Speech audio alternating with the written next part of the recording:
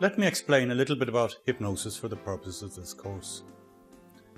I'll also provide a greater explanation in the supplementary notes should you wish to read them.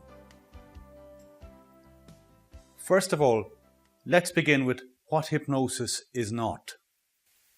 We've all got some conception about what it is, but first of all, it's useful to know what it isn't. Firstly, hypnosis is not sleep. Many hypnotists, especially in stage shows, use the word sleep. So completely relaxed as if asleep would be probably a better description in their case. If you are asleep, you wouldn't necessarily be able to hear my instructions and respond. So hypnosis is not sleep. Secondly, hypnosis is not being unconscious. To be unconscious, you would be even less inclined to hear my instructions than if you were asleep. So hypnosis is not unconscious. And we're also using hypnosis to correct some behaviors that have in a way being unconscious over a long period of time. Thirdly, hypnosis is not about being gullible or weak-minded. Yes, we've all got that image from the Hollywood film of the person walking around robotic being in hypnosis, but that's just the stuff of movies. If at any stage you're asked to do something that doesn't fit in with your highest beliefs, you simply wouldn't do so. Otherwise, there'd be lots of hypnotists down at the bank trying to hypnotize the staff into giving them money. It just doesn't work that way. So hypnosis is not about being unconscious. Next, hypnosis is not about being controlled by someone else.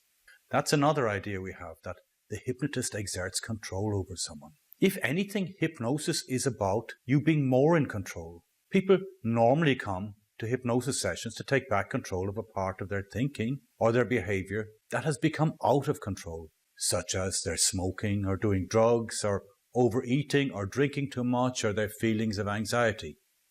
Hypnosis is all about giving you back control and you being once again in charge of your life and behaviors. So let's take a moment to talk about what hypnosis actually is. Hypnosis is an awake state. It's quite normal. Expect to hear everything I say. You're not going anywhere. You may feel very relaxed, but hypnosis is about being awake. If anything, hypnosis is about you being hyper-focused so that you can focus especially on creating positive new habits to replace old unwanted ones. Hypnosis is also about following instructions. And by following the instructions, you're guided by the hypnotist or the hypnotherapist to help you change your beliefs and patterns. Since you have the choice whether or not to follow the instructions, it is therefore safe to say that all hypnosis is self-hypnosis. You always have the choice whether or not to follow. The recordings in this course are based on you relaxing so that you can achieve what you want to do. So expect to feel relaxed. Expect to hear everything. Another thing hypnosis is about is it's almost the ultimate display of control. We said earlier that all hypnosis is about placing you firmly back in control. I can't reiterate this enough. You know that the way to learn anything properly, you need to practice it until it becomes automatic so that you can run it deeply on an automatic level. It would be pretty difficult for a musician to sit and play and have to think about every note. No, at some stage they had to learn the notes and they had to learn the chords. But when they sit down now, they sit down and play the music. Also, for example, with driving a car.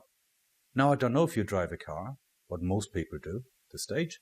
The first time when you learn to drive a car, you have to make sure you're sitting comfortably. You have to check whether the handbrake is up. You have to check that it's not in gear when you start it. And then when you start, you have to either put it in gear, or if you're using manual transmission, you have to think about engaging the clutch, changing the gears. Also, you have to look in the mirror to make sure that you can see whether it's clear to get out. You've also got to look through the front window. There's any number of things to do when you learn to drive the car. And imagine what it would be like if you were driving and had to think of all those things all the time. You see, in a way, that's why they charge more insurance for less experienced drivers, because they're still in this way of not having done it often enough. When you've mastered the art of driving, you just look out the window, you start automatically, you concentrate on where you're going and what you're doing and keeping the right distance from everybody, and you do all of this automatically.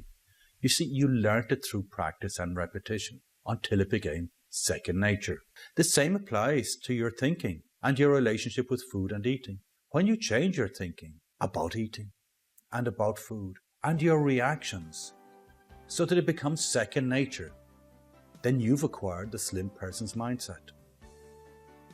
So to sum up, and to quote Carl Banyan, one of my teachers, he defines hypnosis as a heightened state of suggestibility, such that the suggestions given are accepted as being true and affect the beliefs, habits, perceptions and behaviors of an individual.